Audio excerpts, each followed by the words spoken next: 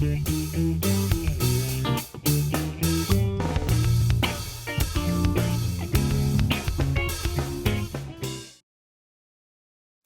Mark, tell us a little bit about your personal story about how you became interested in this whole field and how you got here. Well, my feeling is that if you're going to be professing something, that you better put your money where your mouth is. And so, given the fact that I had some life epiphanies myself over the course of my 52 years of living, and I came up with some concepts regarding navigating between worlds, I felt the best thing to do was to get into the educational world myself. Now, I'm not an educator by trade, but as I mentioned earlier, I have dealt with the outputs. But I think it's important probably to share one story, because I think frequently, and this is really an underpinning and a foundation of part of the course, that we believe that you either have to follow your personal passions or you have to follow the life of material and external realities. And I think one of the underpinnings that we want to get here is that you can do both. And to me, when I went to college, my dad said, "Mark, you're going to college to get a job, so I would suggest you get a technical skill." I studied accounting, which was fine and great, and I went to work for Price Waterhouse, and I was there for 2.5, 3 years, and it became pretty evident that my internal realities were not in line with my external self. And so I went from an auditor on a Friday to a sales guy on a Monday. I tell you this because I think it's important for us to start instilling in young people at a very young age to try to find out what gets them ticking and to try to create alignment with their external realities. Now, I'm fortunate now that I've gotten the opportunity now to get into the educational system, to get in. I'm still in private business. You're on probation. I'm probably on probation or close to be fired, and they may be skipping probation with me. So I think, again, putting your money where your mouth is. Why I'm here is to explore, to help, to assist, to guide, to be of service, and to learn. You can't try to help a world if you're not living in a world. It's very difficult to do.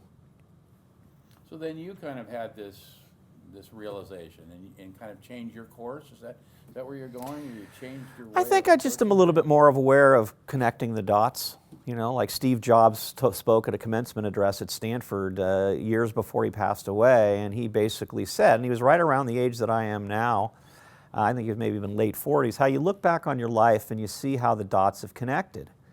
How powerful would it be if we can help young people begin to more consciously connect their dots when they're at a younger age, so that you're not looking at it, historically, but you're looking at it into the future. Now, some young people and already well-established people are great at that, but what if everybody was charting their own roadmap and really thinking about that alignment?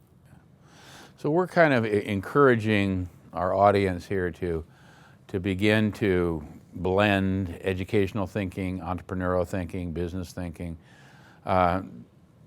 We don't want to ignore the world of business either. You make a statement sometimes that it's something like it's hard to self-actualize or something when you can't pay your utility bill. No, it's in fact, I think it's impossible.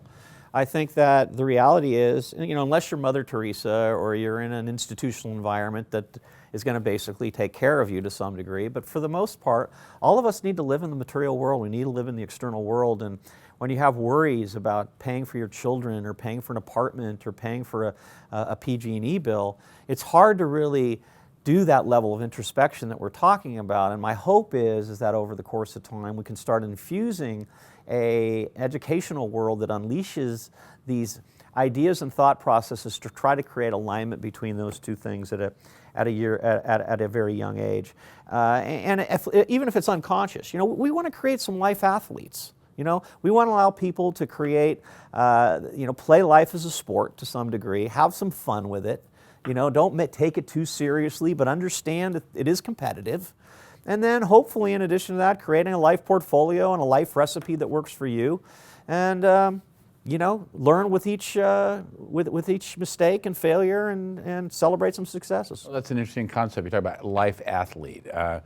You also use another term, life agile. Are the two kind of go hand in hand? Yeah, they go hand in hand. I mean, if you play sports, which I did at a young age, you learn about adaptability and agility and spontaneity. I mean, the best plans in the world, and we learn this in business, we learn this in education, can be disrupted in a moment's notice. With a bad student, or difficult student is probably a better way of putting it, difficult student can disrupt the middle of a classroom when you're trying to make some great points. Same thing on a basketball court or a football field. I mean, great defenders or great offensive players, they're going to disrupt. And so you got to understand that part of life is being adaptable, being agile.